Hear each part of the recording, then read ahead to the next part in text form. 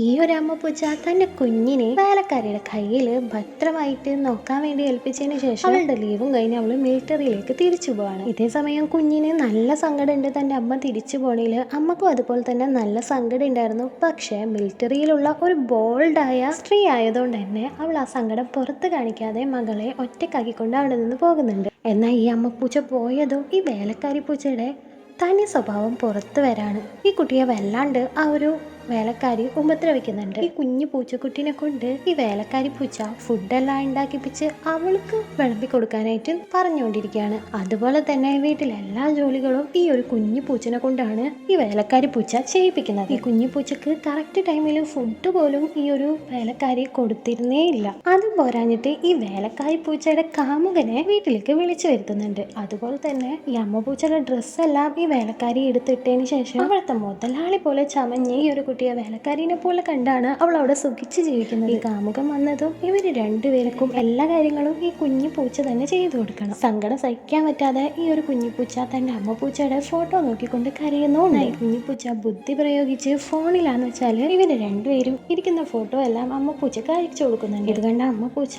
എന്ത് ചെയ്തു എന്ന് അറിയുന്നതിന് മുമ്പ് നിങ്ങൾക്ക് നിങ്ങളുടെ അമ്മനെ ഇഷ്ടമാണെങ്കിൽ വീഡിയോ ഒന്ന് ലൈക്ക് ചെയ്തിട്ട് പോലെ അതുപോലെ തന്നെ ഐ ലവ് മൈ മാം എന്ന് ഒന്ന് കമൻറ്റ് ചെയ്തേക്കണേ. ഇതുപോലത്തെ വീഡിയോസ് നിങ്ങൾക്ക് ഇഷ്ടമാണെങ്കിൽ ഉറപ്പായും വീഡിയോ ലൈക്ക് ചെയ്യണം. എന്നാലേ ഇനിയും ഇതുപോലത്തെ വീഡിയോസ് ഇടാൻ പറ്റുള്ളൂ. പറഞ്ഞ അമ്മ പൂച്ച അദ്ദേഹം തന്നെ ലീവ് എടുത്ത് നാട്ടിലേക്ക് വരുന്നുണ്ട്. ശേഷം ഈ വേലക്കാരിയെ ആ വീട്ടിൽ നിന്ന് പുറത്താക്കാണ്. തൻ്റെ മകളെ ഇനി താൻ തന്നെ നോക്കിക്കോളാം എന്നുള്ള ഡിസിഷൻ ആ ഒരു അമ്മ പൂച്ച എടുക്കുന്നുണ്ട്.